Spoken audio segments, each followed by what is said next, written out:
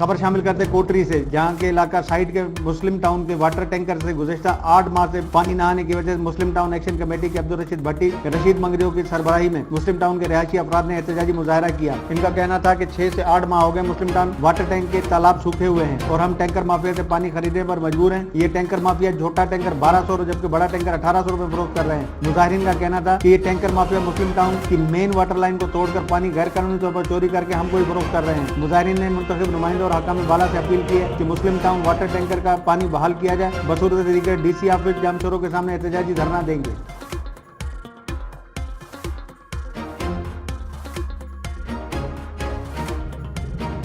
मजीद खबरों और अपडेट्स के लिए देखते रहिए हमारा YouTube चैनल HRJDO न्यूज।